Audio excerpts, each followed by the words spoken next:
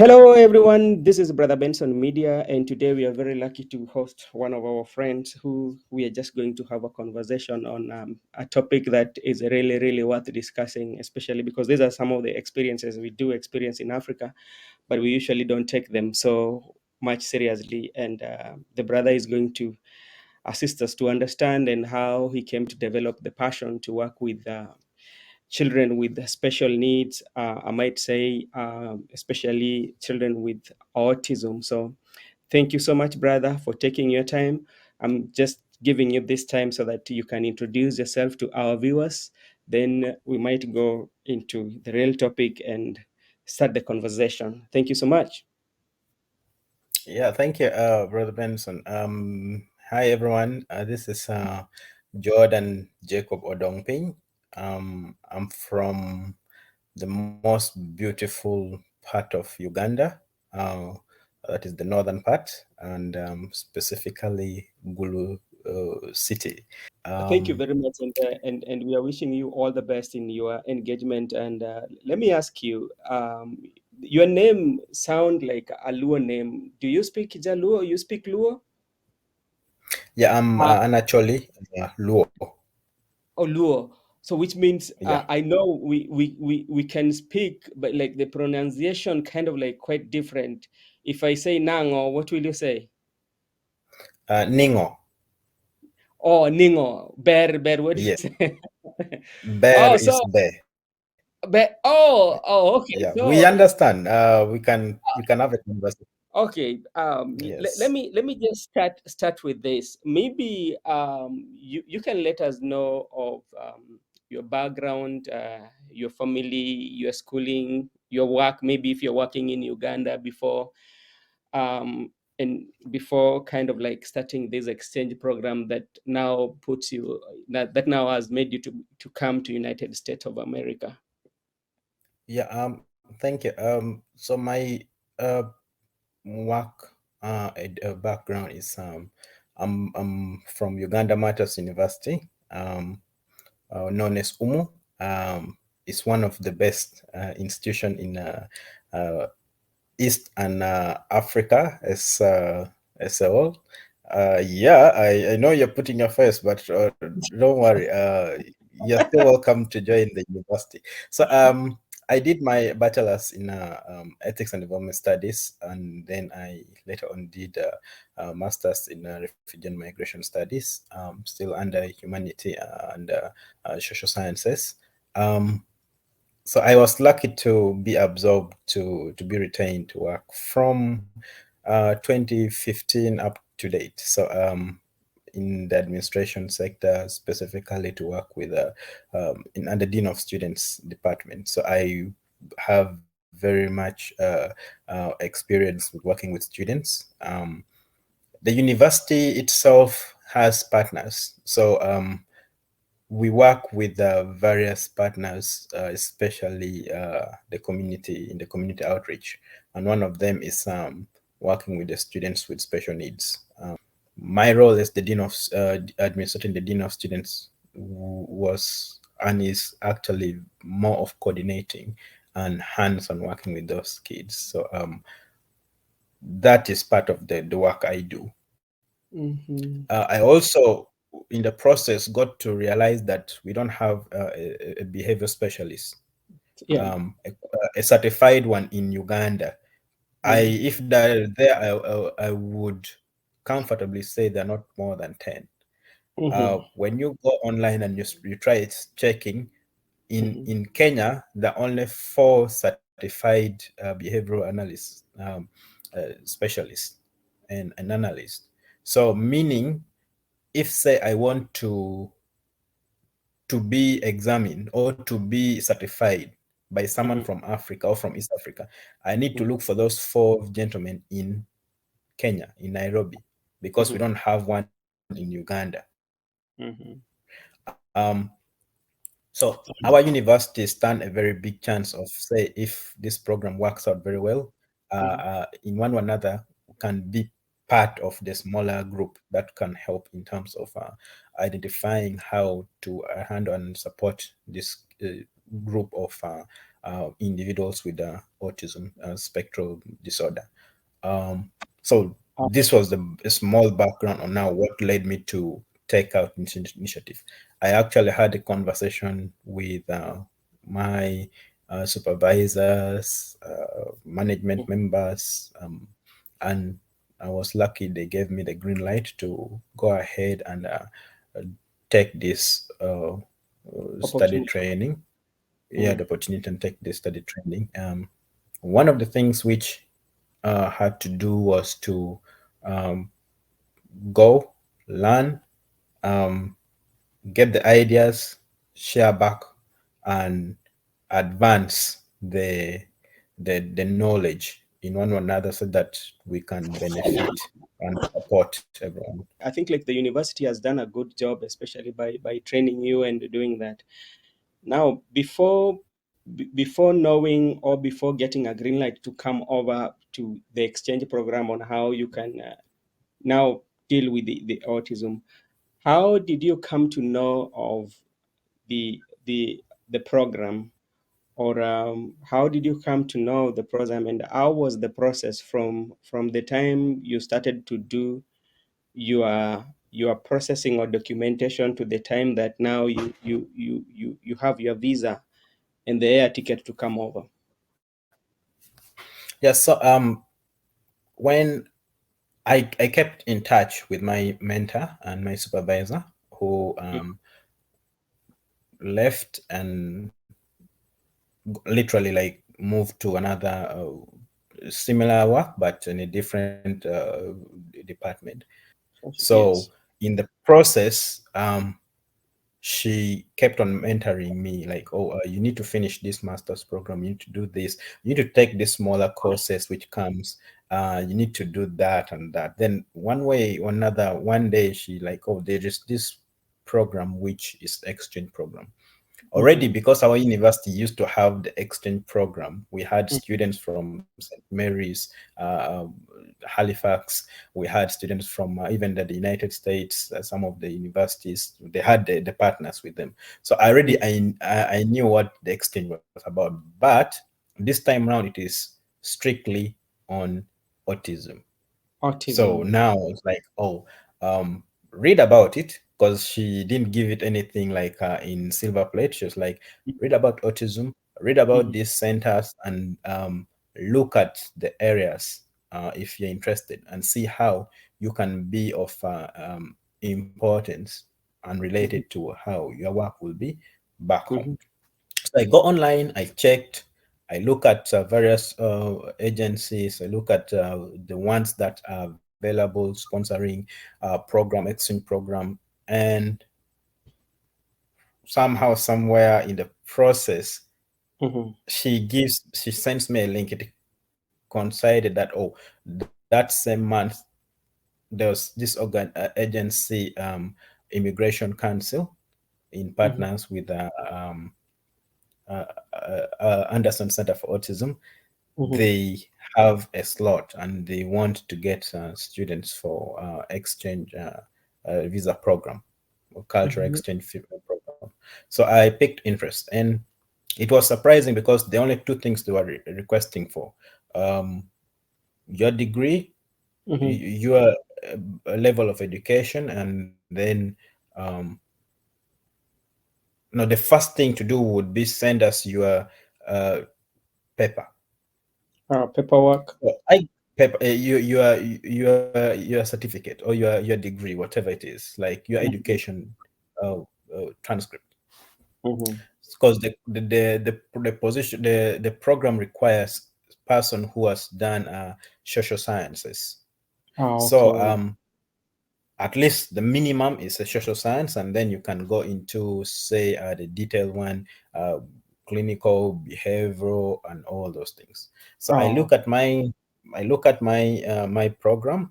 I did development studies, ethics and development studies, and with my previous background in working with the kids with special needs, Mm-hmm. my resume qualifies me first thing. So I sent the email, and then 2 days later, I got a response like, "Oh, we need more of these documents."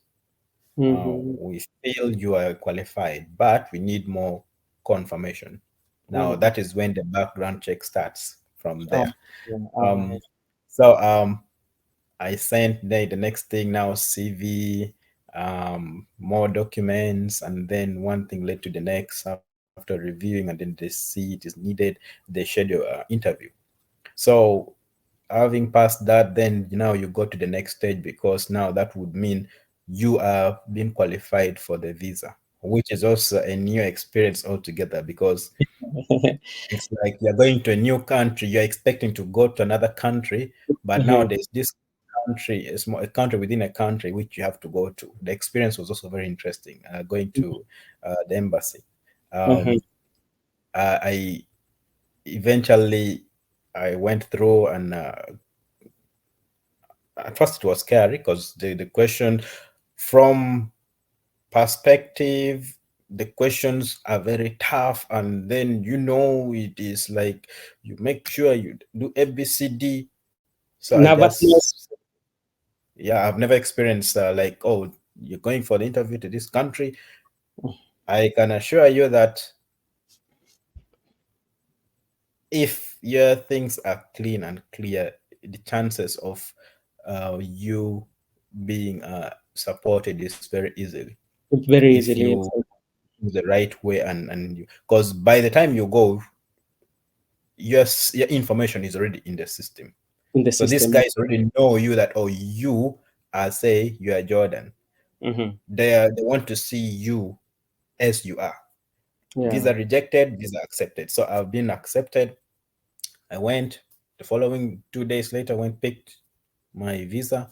So the journey started now Mm-hmm. because at least by the time now you get your visa approved, that means you can now advance your other plans.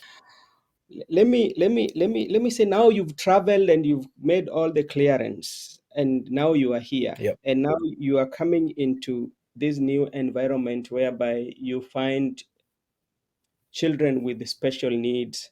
Yeah. And you look back at home, even back in Africa, because like these are some of the things that we experience, but when we experience them, we usually associate them with the witchcrafty, or the witchcraft, I mean, or maybe maybe there's something that I did wrong, that's why like I'm getting this punishment. How are you able to deal with it, and or maybe to convince yourself on how what was happening? So a lot of myth has been said about autism. Hmm. Um, One of them is like if you have autistic child, you are cursed. One Yeah. of them is like if you have any relative at home who is autistic, it means someone has bewitched you. Uh, Mhm. Basically, it's because there's no enough knowledge about this thing, about this Or the uh, autism autism spectrum. spectrum. Yeah. Mhm. So one of the goals and objective I had in this program is to learn how to relate with this ASD, autism spectrum disorder, so that I can Mhm. easily transfer it back. And if I remove the notion and this myth, then it will be something, a contribution I could give back. Um, so we are at a crossroad where you have to also respect your culture. You have to also understand your culture from your culture perspective. You know where Mhm. you're coming from. You're not going to Mhm. wake up one day and you say, okay, now what you used to do is the wrong one. Mhm. uh, in some societies you'll be looked at like, oh wait, so you're trying to bring the foreign culture to our culture. How Mhm. do you integrate this two? How would you politely tell a father that you don't have to reject your wife and children because they have a kid who is intellectually dysfunctional? Mhm. How would you tell a mother that, oh, you don't need to tie your kid in Mhm. in the house because you feel you cannot go with the kid in the garden, or vice versa to to both parents in general, not only mother or father. So even even the community at large, so that they could realize that yes, this is like this is like a normal person in another world that we don't exist in, for them to get that yes. awareness, you know.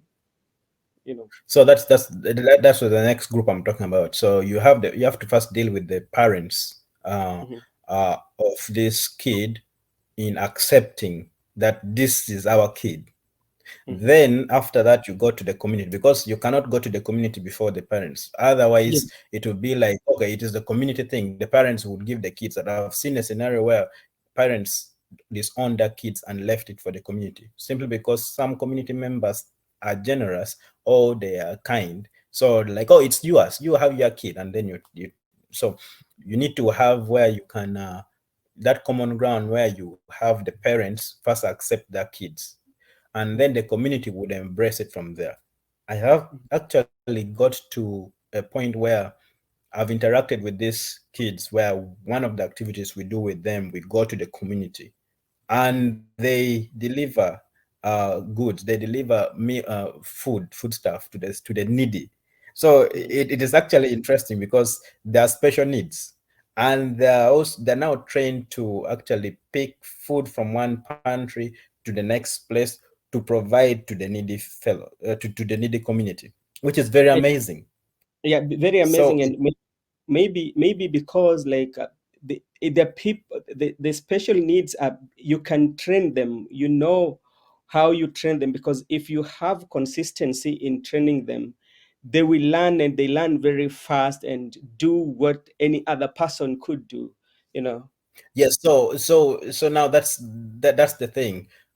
By the fact that, say, Anderson Center for Autism has Hmm. trained these kids to Hmm. literally do those things, support the system, it means even back home, these kids can actually do wonders because they need someone who would hold their hands and say, hey, yes, we know you have these challenges, but you can use your challenges or your disorder into a better use, better place.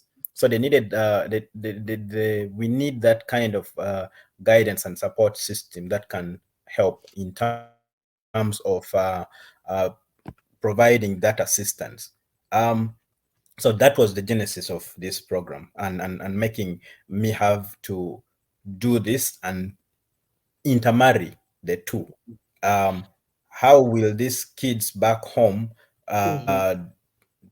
be supportive by also following, say, the culture, because it is a very big thing, culturally versus society, and then you have the autism in the play. It is a very big scenario or big happenings that needs to be addressed easily. Yeah, and but what sometimes also is very hard is like to convince a parent, because one, as a parent also, I know they have love for their kids, but like a parent back at home will be having so many questions to him or herself more than answers, like what did I do to deserve this? And due to societal stigma or community stigma that, oh, look at this person is a curse, they end up not exposing their kids to community events. They end up tying them in the house, like they don't want the society to know of the kids. But what they don't realize, like, they're just like normal human being like us. If we train them, they can do wonders, because me and you, we've interacted with the children with the special needs, and we've seen what they can do, provided that the training and proper mechanism has been put in place for Yeah. them. So I think the parents who might be having in Africa this the population of children with special needs, they should not bear that stigma into them and maybe feel like they did something wrong. It's just like it's like any other, let's say, that sickness or any other somebody might Developmental disability. challenges, Yeah, it's a disabilities. disability, it's a developmental disability. Like, it's not the end of life, and it's not like it's a curse. So that is something that I hope when you go back to Uganda, or Kenya, because like I know you're going to get certified as a behavior specialist. So you'll be among maybe the 10 in East Africa, whereby people can, the majority of our citizens from East Africa can come and get assistance from you. For Mhm. instance, if a kid is having what we call behavior here, back home you see a kid is say is waking, shouting, making, let's say, shouting, throwing Throwing things, tantrums. Mhm. throwing. Yeah, you would you say that that kid is still having intellectual disorder? Beat You him would up. think like, oh, it's maybe demon possessed. The kid is just stubborn, does not respect the parents. So having a clear, say, understanding of, okay, what is this manifestation of this intellectual disorders Mhm. are, Mhm. would Mhm. be a very good starting point to understand, like, oh, wait, these kids are actually very, very intelligent and smart. IQ, I had the high, privilege high to have IQ. one of the kids. I have one kid in my class where I supervise. He knows a lot about the cars that I cannot even know. He knows the made of the make of the car. He would look at the car and say, "This year, this is the car. This is the year it was made. This Mhm. is the model." Some of the cars, believe me or not, I'm not a very good car person, and trust me, Mhm. I always go for him like, "Hey, which car is that again?" And he would tell you exactly. If you follow it up, you realize, oh, that's the same car. I also Mhm. have kids who are very good with their computers, Mhm. like as in really good. A kid Mhm. picks a computer like this, goes into the system, changes the passwords. Now Mhm. he is autistic, so getting to know that, oh, these kids are actually very intellectuals and very, very intelligent rather, Mhm. but rather they have some bit of the developmental disorder that makes them not to function as a normal person would do. I mean, it's something that can help us to streamline. When you look at it from the normal side, you Mhm. and me, there are moments where we wake up and we are very annoyed, right? You're very tired, you're very exhausted, you don't want to do anything. So you Mhm. picture yourself in that scenario, like, Mhm. today the day is not good. You don't want anything. You don't want Mhm. to eat. You don't want to talk to anyone. Now, Mhm. you're a normal person, right? And you're Mhm. feeling that way. So imagine there's a kid who is having autism and is Mhm. experiencing something like that on a daily basis. And if you Yeah, don't understand that kid, you imagine how the kid is going to be. So a kid wants to eat but does not speak. to speak. He's trying to tell you that I want to eat, but how he expresses how he wants to eat is by pinching you or Yeah, scratching you. and even if you look at the Anderson system on how they've given them quality of life, it makes you as somebody who is experiencing it for the having experienced it for the very first time, and you look at how maybe sometimes they're being treated back at home and how they're being treated here, you see a very quite much different. So I think like to our parents or any other person from Africa who might be interested to learn more about Anderson, uh, um, Jordan has talked about the qualification on how you can come to the exchange program and learn about these things and go back to Africa and spread this message, and so that we everybody could know that these are like part of us. The people, the children with the special needs, they're just the part of us. Is that they are in another spectrum that we are not into, and then normal human being like us, so that we can just give them the assistance, or we can create ways in which to assist them to enjoy the life. Now you are now in America, and now you are dealing with this on a daily basis, and you are getting this experience. um, when you go back home, do you feel like you can even engage government or some government agencies to create more awareness, and have a very very good wording towards how we describe that sector, because maybe sometimes the wording might be demeaning to children with special needs? Do we need to revise the words that we are using? Um, I can honestly say that government is doing what seems to be done by any other government in Mm-hmm. terms of providing the clear system. Mm-hmm. What I would feel would be maybe lacking is, let's say, the resources, which might somehow, somewhere be a bit hard, because here you have a system which is handling autism only, Mm-hmm. autism spectrum disorder. Mm-hmm. Um, Back home, I would be okay to confidently say, if you're to look at the resources, or Mm-hmm. say the budget Mm-hmm. for, say, autism, autism spectrum disorder, it can be maybe 0.5% or below.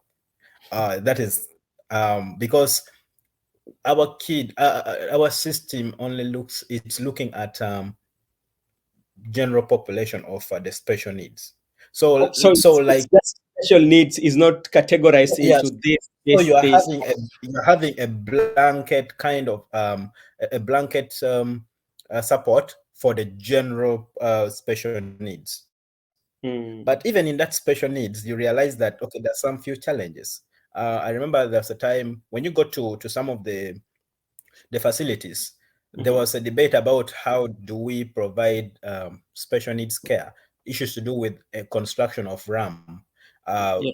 or special need facility, where if special need person walks in, can feel comfortable walking without Mm, any stress, without feeling left out, segregated and all that. So mm, that one, it's there, the system, it's there. But now, how do we extract from the many and we say, okay, let's handle autism?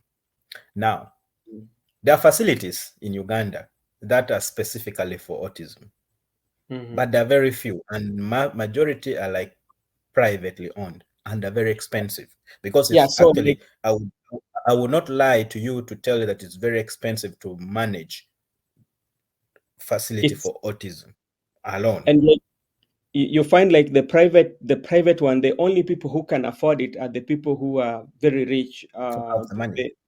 Yeah, the people who have a lot of money, and majority of the population that are living below the poverty line cannot even get access to those kind of like services with their kids. So that's why they end up maybe tying their kids, or mm, yeah, Yes. putting their kids So in like some. the like the partner institution I was supporting or coordinating with, because it's one, is an orphanage. Mhm, Two, it's an orphanage for the special needs. mhm, Now, when I got to realize, like, oh, we even have students who are autistic, but mhm, because the resources are not enough for them, they get in general pool as special needs. mhm. So, I mean, it is a good initiative, but then at the end of the day, it is like wrongly structured. You get? So, Yeah. which means, say, if the government can come out and single-handedly, let's say, extract something from that, say, okay, can we have a unit which would handle, say, special needs? Can we have a unit which will handle, say, uh, polio? It's there. Mhm, We have, say, handicap group, or mhm, specific group. Now, in that regard, it will be much easier to handle such thing. But it is also still hard because, as I said earlier on, little is still known about autism. Even in the United States itself, there's mhm, there's little known about it, because the mhm. research keeps, it's still being done. And um, some people say it is hereditary. Others are saying, so with the cause itself is not known. Yeah. But you find you already have it at hand. So how do you live about it? Concentrate on the aspect of its presence, and then you can handle from there.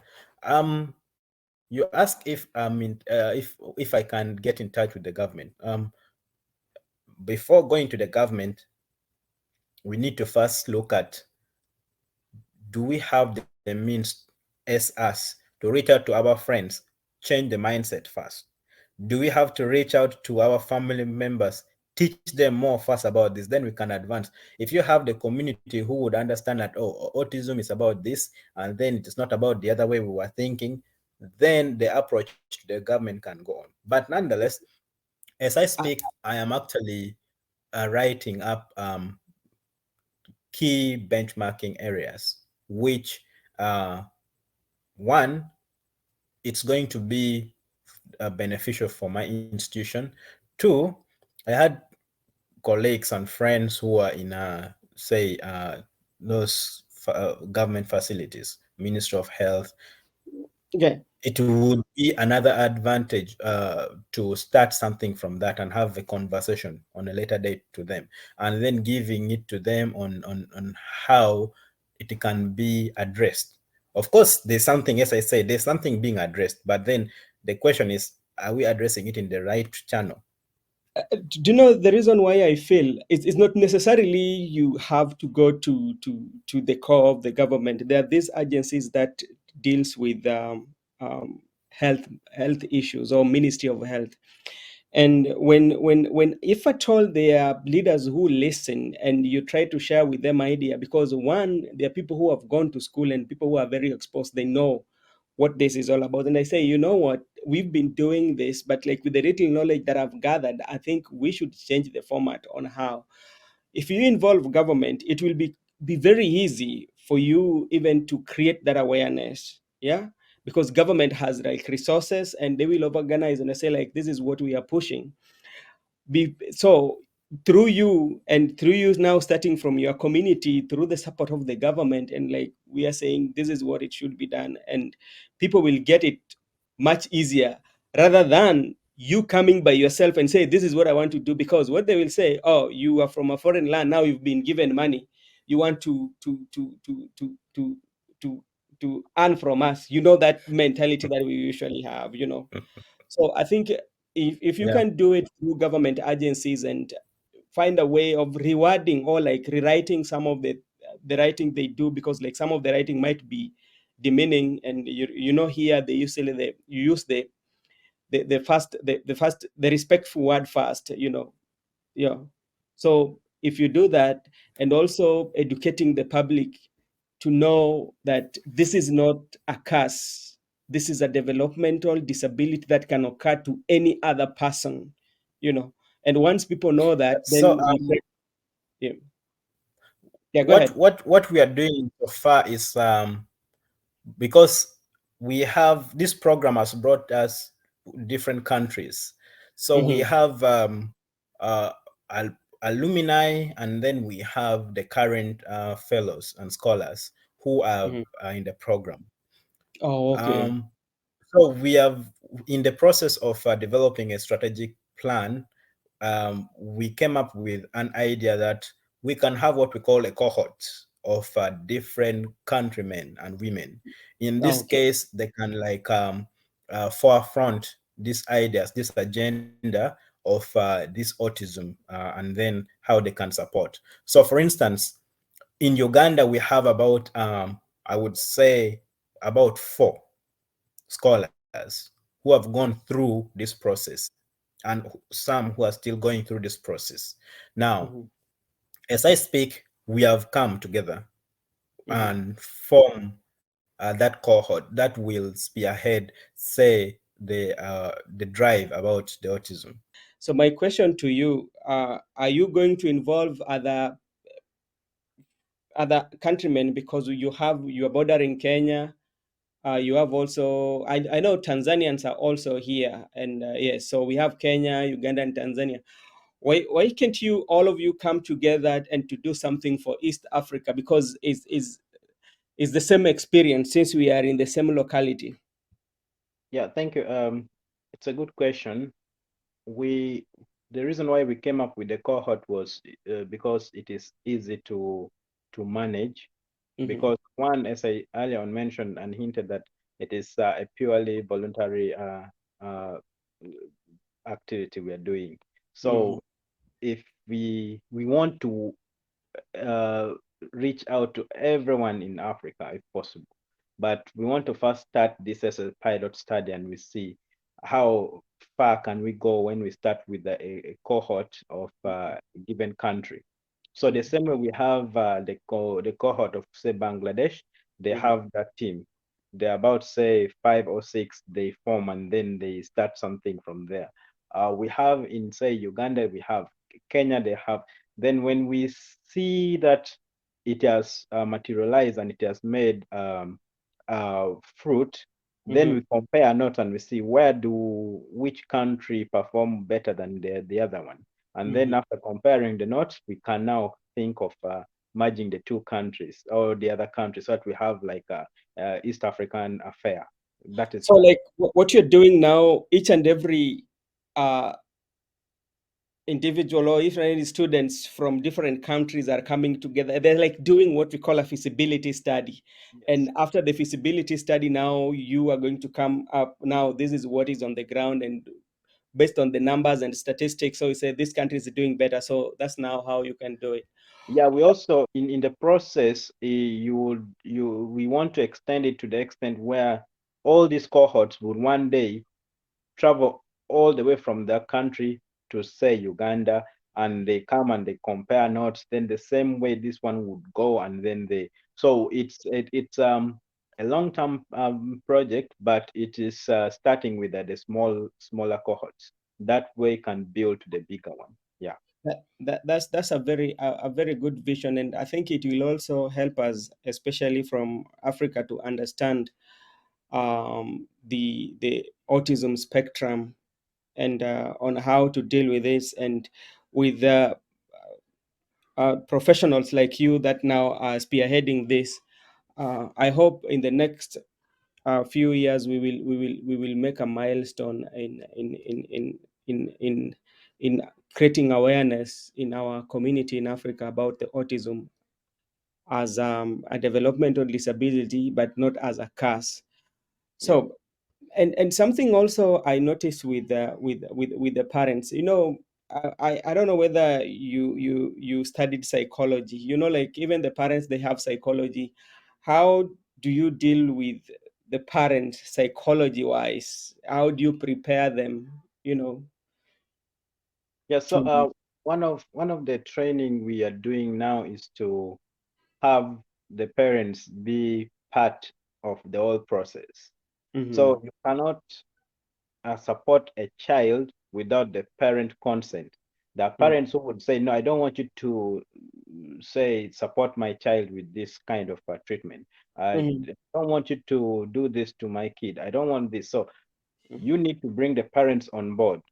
The mhm. parents who are saying they're not living together anymore because uh, one partner is looking at it like, "Oh, it was your mistake. It was a blame game kind of thing." So Yes.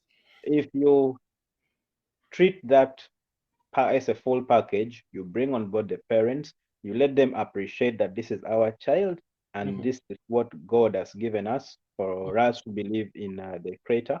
Um, then mhm, you open ways for how do you go ahead to support this kid. mhm, Anytime you are going to support this kid, you need to have the parents brought on board.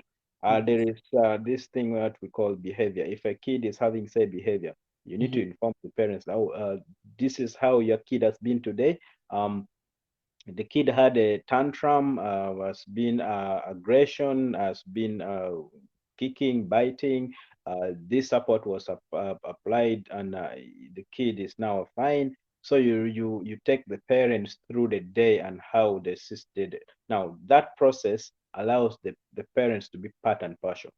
mhm, Sometimes you'll be surprised that what might not have been seen by the specialist, the parents in the process of conversation, they'll mention that, "Oh, this kid used to do it this way from home because like this and this and this." So it also give more room to understand, oh, maybe this kid is having this because from home he Mhm. does this like that. So And bringing parents together allows the kid to be supported. And how do we go about it from our perspective when we go back home? mhm, Is to give it as it is. mhm, Like, this is your kid. mhm, This is something which you don't have to run away from it. mhm, Because believe me, it is very hard and tedious to to do this thing on your own without any support from community, from the parents. You cannot. So it is actually much easier when you bring the parents together. And one of the techniques we would be using would be identifying first how this the understanding how these parents understand their kids itself, mhm, mhm, because sometimes you cannot go and start saying, oh, your kid is like this, when the parents are saying, no, it's not like that. I know what the problem is. The mhm. mother did this, the father did that. Somehow, somewhere, it is because of the other witchcraft which happened. So you need to let them understand that, okay, your kid is having these scenarios, this and that. And also goes back to the system. Our system does not diagnose autism immediately.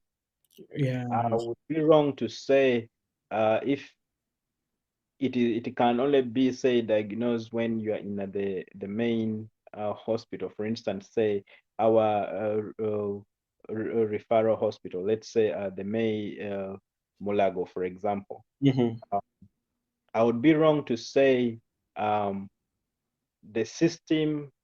It is not uh, the facility that can detect and diagnose autism can hardly reach, like, say, 5 or 10 in my country. Meaning, you need to have your money, you need to have resources mhm, to travel to, say, Kenya if you want to have a proper diagnosis. Which in this case, we don't have, like, say, many people who have the advantage to that. mhm, And so if, say, the state would say, okay, we can have multiple facilities that can diagnose this thing, maybe at a discounted price, or maybe even free of charge. It mhm, could be a starting point.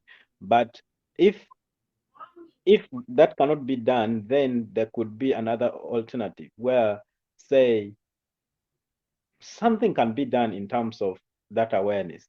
That way, parents would know that, oh, this process of this, say, antenatal yeah. care Mhm, can also help to maybe try to support parents. Know that the kid we are going to give birth to in 9 months time is our kid. So yeah. you have a scenario where the mother is going, the father doesn't want to go, maybe because the father is busy, or maybe because there is no much clear knowledge or awareness that it's important that the two of us should take up the Mhm, responsibility and do it together. So, mhm, in the process of going together as husband and wife, as parents, the mhm, love for the kid comes in. The kid is born regardless of the outcome, whether the kid is having this and that, already that attachment is there. So, mhm. there's a lot that rotates within that, even before going to diagnose to the diagnostic, whether, like, the kid is now having autism or this. It comes from the whole system itself.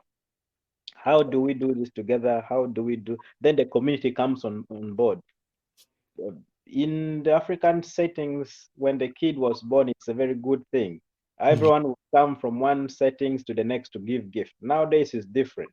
In the process of giving gift, I Mhm. would imagine, say, for instance, the kid is not No more. normal. Yes. Uh, the society would get to know, and they will provide the support. Assistance would come in. Nowadays is for every man for himself. God for us. Uh, I had a neighbor some years back.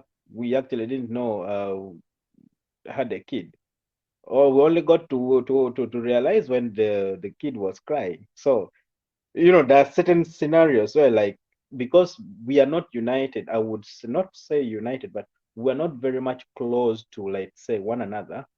But the system has made us to be not very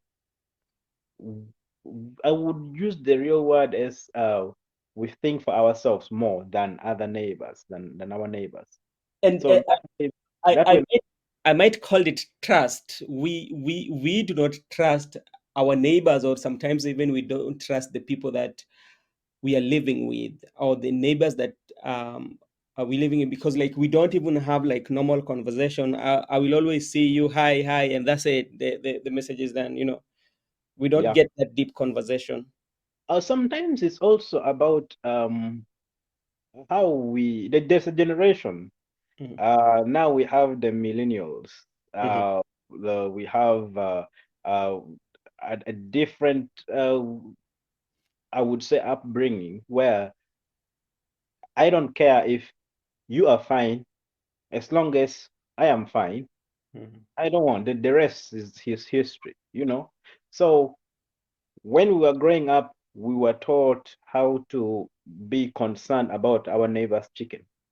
Yes. If I see the chicken is not going back to the other side, either the place is locked, I would literally chase the chicken until it reaches the other neighbor's home, and then I get to know that, oh, maybe they were not around. Yes. So literally, you'll feel concerned because there's a chicken which has come and is sleeping with the other chicken, and Mhm. then like this is not our chicken. You carry nowadays. Uh, Christmas early. If you see, you notice that. Yeah, like the world. I don't know what has really made us to change like that, and we lose our African connectivity, that Africanness that we used to have, or our forefathers used to have. It's disappearing. I don't know. It's because of like the development of the world with the coming of the technology and everything, maybe, or maybe as a human being we've just decided to be like that. Now, Mr. Jordan, we are done with your passion to work with autism and doing all that studies, and now you are in a new world. How can you compare the life in Uganda as a choli, and the life in US? How- Well, this is very interesting one. It's really a very not so different, but it's very unique Mm, life experience, which I would encourage everyone who mhm, have the chance and the means to take the opportunity to travel to do that. Um, One thing for sure I want everyone to know is to be positive in whatever they do in the mindset first. mhm, Regardless of where you're going, regardless of what you're doing, be mhm, positive and be yourself to it. mhm, So here comes Jordan, who uh, traveled for the first time. I traveled when I had a lot of headache. Trust me, I mhm, think it's either exhaustion and all that. mhm, So I'm now here and back home. Most people who know our us, mhm. we are very hospitable. We greet all the time. All the times, yes. I can. That's why I was telling you about the concern of neighbors. I would wish like check on all the neighbors. Hey, how are you? How was your night? Here Yeah. it's different.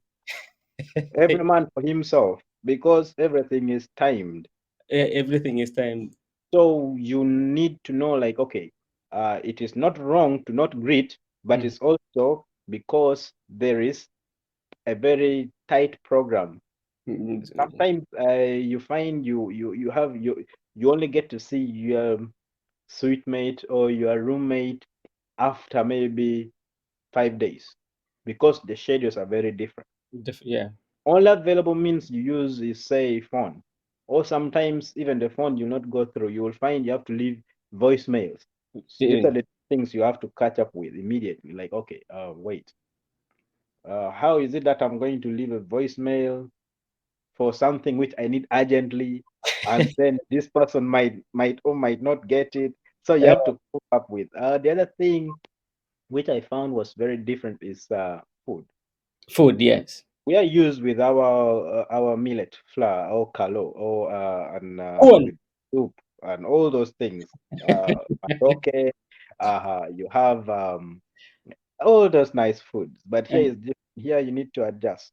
You need to go to pizza. You want to buy pizza. They ask you, uh, specific pizza. I like, I want to eat pizza, all right? But Yeah. they want, do you want pepperoni? Do you want, then in the pepperoni, they'll even ask you again another question related, like, really? So you have to really adjust. That is that. But Um, now, okay, go ahead. you have the means of transport. Hmm. Back home, we have plenty options for transportation. Hmm. I can find my room. My neighbor is going to work. I jump on the border with the car. I go. Here you don't. Yeah, you You have have to ask for a ride, and somebody will tell you no. And not. You have to ask like for tomorrow. You are for traveling tomorrow, tomorrow. You have to ask today. Hey, yeah. by tomorrow, do you think at this time you're available? The answer is either yes or no. If it is no, you're done. Or you It's a need to, no. It's a true no. It's not a no. because you're inconveniencing. And the other best thing which I would feel I found unique, Hmm. here people don't hide their feelings. If Hmm. it's a no, it's a no. If someone is, it's not happy with how you are working, with how you're doing things, would Hmm. tell off you like, hey, I Yeah. don't like this approach, I don't like this, I don't like this. Different from my side, like you would find I'm not doing performing well, but then you have to first wait for a session, Mm. then you subject me into say a process, Yeah. until you now tell me the reason why we are subjecting you to this is because you're not performing well. It is different. Here it is There, direct. So there. it allows you to improve. You get it Mm. allows, and there's that openness where you create. Um, the other thing which I would feel was is actually interesting is this in America people value that space in terms of say holidays. Holidays, yes. So, I'm working very hard, but when it comes for this break, there's this break which I need, and it is did. I need that break, and it works because the moment you have your break, you reset your body, and then you perfect again. Hmm. So, in one or another, I got to realize like, oh, we have to appreciate what we're doing, and then above all, here people don't discriminate work. People don't despise work. The right word is despising work. Yeah. You find a janitor is happily expressing how he's good at his work. Hmm. He is literally very, very proud of what he or she is doing. But I think And that one come with the payment, because I'm working and I will get paid, as compared to back in the country, whereby you might be working yet the payment does not come. You might work even for 6 months without payment. it has nothing to do with payment. Mhm. It is the attitude. Attitude. Oh, okay. Um, the attitude towards work, regardless of what you're doing, what you earn, is completely different from ours. I want to honestly say that because one, Mhm. um, people have to work 2 or 3 jobs to make the Yes. end meet. Yeah. Now, you have a job which is paying you less than, say, per hour, let's say, pays you, let's say, $11 per hour. Hmm.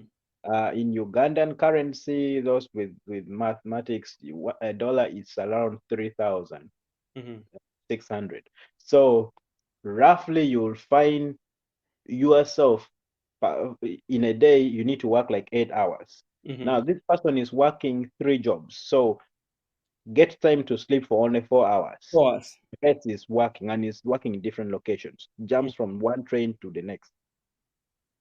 So, with that attitude of that work, and he needs to perform very well, Hmm. make this person outstanding.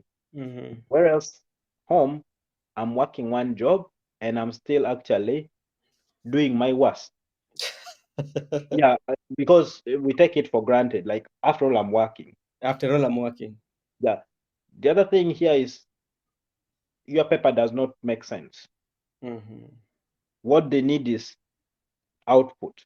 Output, yeah. You can have your master's, you can have your bachelor's, you can have your PhD, Mm. but if the output is zero, you're equivalent to someone who has not done anything. Yeah, We okay. have, so because one of the benchmarking areas I've been seeing, I look at different organizations and look at how things are done. Mm. Qualifications is just like a bonus. A bonus to you. But the main thing is, are you willing to do this work? Are you Mm. willing to go beyond this? Are you willing to do that? Then you see the passion and how passionate someone is, and that makes them unique from what I've observed from both ends. Okay. However, Hmm. my country is still the best. The home is still sweet home. The Pearl Why? of Africa. Yeah, because um, there's a sense of that togetherness. I will feel for my neighbor if my neighbor today has not gone for work for Hmm. 2 days. Yeah. I would literally say, hey, you always open your door in the morning. Well, how come today you're opening at midday? Hmm. Is everything fine? That sense of um, the relation, Belongingness. yeah, the togetherness Mm. makes it much easier to be unique. Yeah, to be unique. I can say I cannot let my neighbors cannot let me go hungry Mm. because they have plenty. Mm. They'll harvest and then they come and visit me. Oh, I've given you this thing. Even if I've not asked, they'll be like, "Oh, we need you to eat this." You get it. Yeah, Uh, it's different because the system does not have the time to let you know, like, oh, it's not put in the database that so and so is going hungry, it's gone it's, hungry. It's not showing yeah. anywhere. Unless you call 911 that, "Oh, okay, I'm dying of Mm. hunger." Then, those things.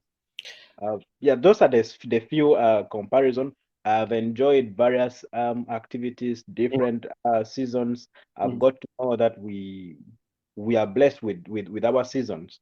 Hmm. We receive rain at any other time. Yeah. We receive uh, sunshine at any extraordinary time. Here Hmm. it's different. Here you would have to prepare accordingly. If you don't, then you are doomed. If you want to wait for the other time, it will not work out well. But at the end of the day, I got to know about the seasons and I got to experience them all round. Um, I attended some of the functions, which some of them are very interesting. You realize like, oh, this is something which I even experienced in my childhood, but then he attached to it with all passionate and like I mean, you're seeing someone is dressed on, let's say, feathers, Yeah. and you're taking selfie. You like we used to dance. Our that is our dressing attire for our local dance, and Absolutely. which is which seems to be unique. Mm.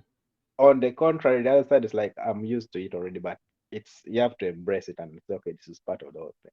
Yeah. Tell me your experience when you came over and you meet this you meet the people, other students from Africa, or you meet not even students but the majority of people who are working from your country or from other countries. How was the bond with them?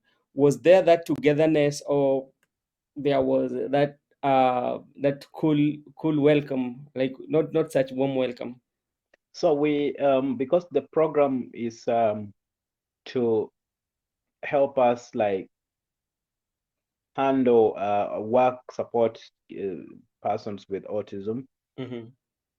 It has a similar objective Mm-hmm. of at the end of the program, how do you expect to be? And it's up to you to determine if you meet the program objective or not. So the reception was very good because you come at a time when others are leaving and you're joining. So the program allows you to come after someone has left. Mm-hmm. So the group I was with were very hospitable. They we had a celebration of uh, what is we call it a branch. Mm-hmm. Uh, so I was the newest. They gave me the platform. They had nice food. Every country prepared their food. Now, Okay. I like eating, but believe me, there are food which are the the way it is made. It's very unique. Mm. You cannot eat 2 spoons Mm. because it is too hot, To- very hot. Like, so you find you have to readjust. You have to, but you see it's nice, so everyone wants you to taste the food. yeah. Problem is, Mm. I come from where we don't say no to food. To food. So you have to now balance the two. I'm like, okay, if a neighbor has given you a food, you don't need to say no because it will be a bad gesture. But later on, I've learned to adopt and say, okay, sometimes it is good to politely say no than regret Mm. later. Oh no. So Mm. I adjusted and the reception has been good. Mm. We all have like a training for the fellows Mhm. where um, the scholars are trained on how they can uh, cope up with the stress in Mm. say uh, because we all miss home. Sometimes you stay, you're stressed, you Yes. have Yeah. you are sick, you're homesick, and then you have all this. So there's this training schedule which it's mandatory for everyone. You have to sit, and then they train you through. You get through it, and all that, which has helped us so that we can be more united and more Mhm. support one another. So I would say the the scholars and the program itself has been very supportive in all ways. So I did not actually feel more like not welcome because the orientation they have to orientation keeps going. You know, you cannot learn on day one.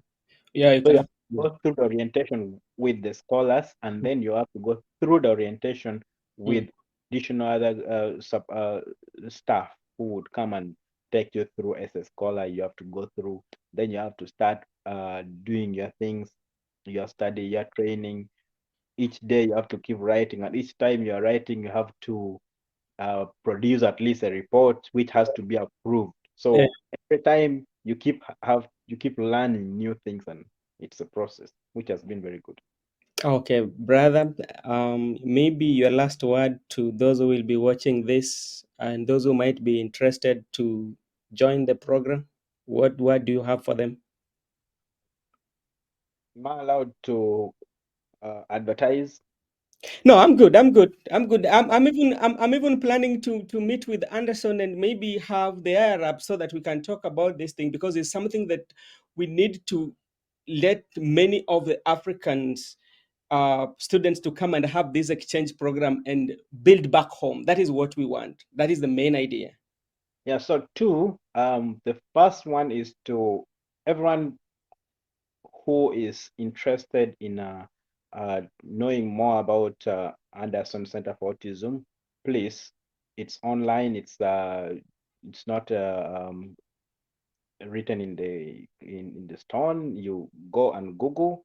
The informations are also there. The opportunities are available for everyone. I encourage. That's why I said earlier on. I encourage everyone to be open-minded when they're taking the opportunity. Mm. Two, at Uganda Matters University, we have not a similar program, but we are looking at streamlining these courses so that it can support students and then they can transform the society. Already we have everything, if everything works out well, which is in the pipeline, we shall have consultancy uh, that would guide and see how the program can be extensively exhausted. So Uganda Matters University is still accepting applications. You are free to advertise. You are free to apply. There are opportunities of half bursary. There are students who are uh, special needs. Let me now speak the language. Mhm. Uh, you may not be special needs in terms of handicap. You can be special needs when you're financially challenged. Mhm. So in this category, you can be supported. The university have tuition bursary in specific areas of studies and fields of studies. Um, the university has partnered with the government, and they have the student loan scheme, where in every year students who have financially challenged, including those who are actually also let's say intellectually challenged, they Mhm. can apply and they be given the what this the loan scheme. The last. So, but in most cases, what pains me most is like sometimes uh, people don't take advantage of such opportunities. Mm-hmm. Out of 100, or 100 is even big. Out of 10, when the scholarship is there, there are those who still have you find out of 10, maybe four have, For. have been absorbed. But the Mm-hmm. opportunity is there. There are funding opportunities which people should take advantage of. Education right now is the best option Mm-hmm. because the knowledge you'll keep getting all the time allows you to expand and be creative in one another. So to the youth out there, because I know this has been the song of the day, uh, unemployment. Mm-hmm. Sometimes the unemployment is there, yes, but what have we done to it so that we don't be unemployed? Mm-hmm. It's something which we cannot discuss, we cannot have answers to it today or tomorrow, but it's a choice. Mm-hmm. You can choose to be poor for the rest of your life. You can choose to be unemployed for the rest of your life.